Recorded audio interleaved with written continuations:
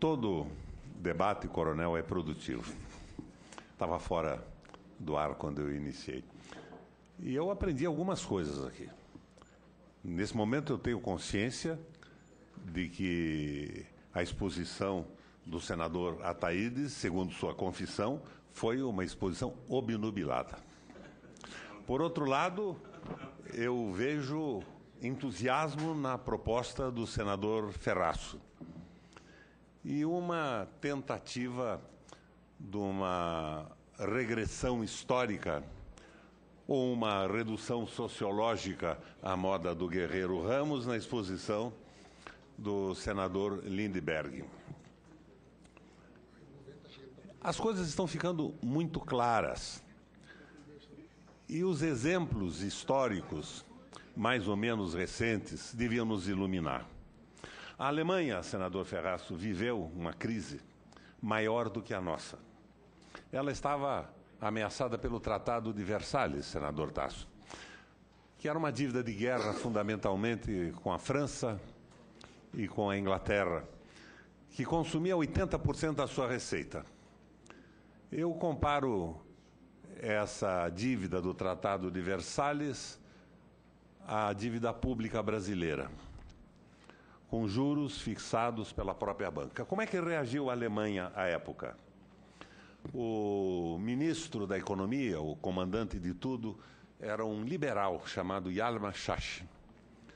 E ele resolveu liquidar os ganhos da esterilização do dinheiro na rolagem da dívida. Ele estabeleceu que a Alemanha não pagaria mais os absurdos juros da rolagem da noite para o dia. Era a taxa Selic da época, senador Ferraço. Ele jogou aquilo a nível do peso, quase nada. E os investidores entraram em pânico. O que nós vamos fazer agora? O nosso dinheiro vai evaporar. Não há mais onde aplicar. Mas eles aplicavam na rolagem, só aumentava a sua acumulação, a concentração da renda, e não geravam um emprego na Alemanha, não pagavam um salário e não produziam rigorosamente nada. Esse dinheiro era esterilizado. Então o Schacht dá a solução e cria uma moeda não moeda que chamava-se MEFO.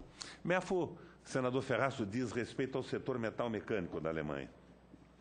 A Alemanha faz uma parceria com as suas principais empresas do setor metal-mecânico, a Thyssen, a Krupp e mais duas outras que não me ocorre o nome nesse momento.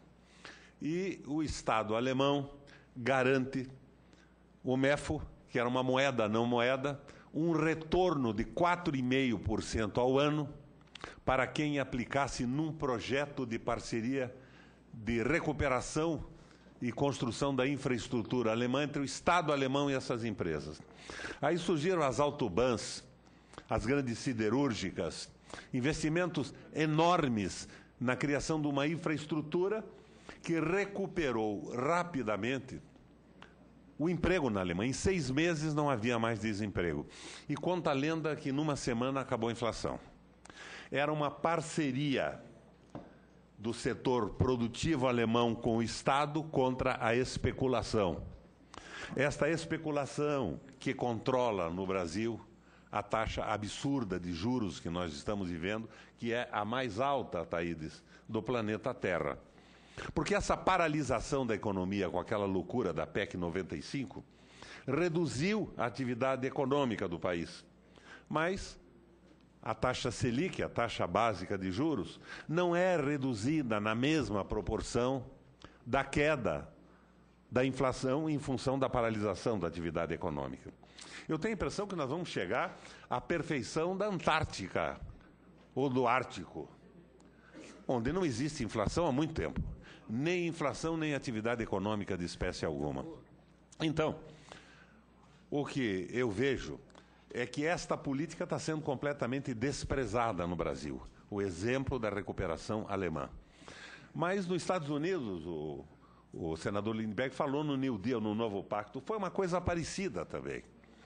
O Novo Pacto, por sugestão do Ford, que havia introduzido as ideias do Taylor, ou seja, que a especialização do trabalho aumenta a produtividade sem aumentar o custo, e que associou a especialização do trabalho à linha de montagem, aumentando na sua linha de automóveis de forma fantástica a produtividade, no que foi seguido por toda a indústria alemã, ao receber a proposta de um título honorífico do presidente Roosevelt, recusa o título.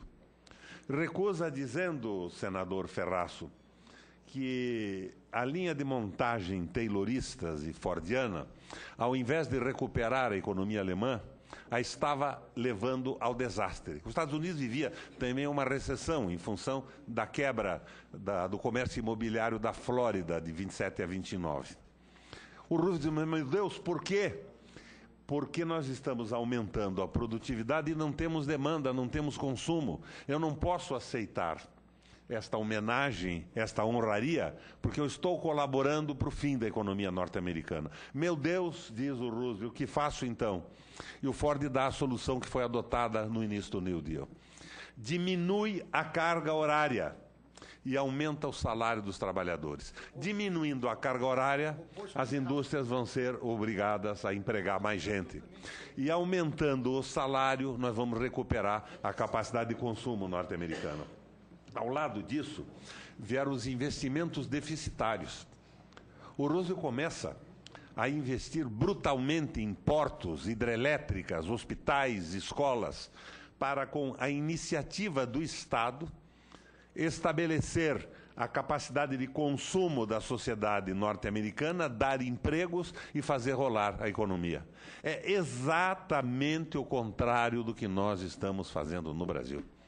Nós estamos desprezando de forma absoluta as soluções históricas para o enfrentamento de pesadas recessões. E o senador Ferraço propõe agora, por vias indiretas, evidentemente, mas eu vejo com clareza, a rápida prisão do presidente Temer e do ministro da Fazenda, Meirelles. É uma proposta que não seria minha, porque eu acho que toda penalização deve ser antecedida pelo devido processo legal e pelo direito de defesa. Mas como o senador Ferraço foi tão entusiasta, tão entusiasmado quanto agora, no momento de empichar a antiga presidente da República, por uma redução ao absurdo, para ver o que pode acontecer. E para saber se realmente a posição é ideológica por parte da oposição, que hoje é a posição no governo, se eles são capazes de fazer, em contradição com seus próprios interesses, o que propunham ontem, eu encaminho, ao contrário do Lindbergh, por coerência também, mas uma coerência ao contrário, a favor da votação dessa maldita proposta. Eu quero ver o que acontece e quero ver se o presidente e o ministro irão, sob o patrocínio do senador Ferraço, rapidamente para a cadeia.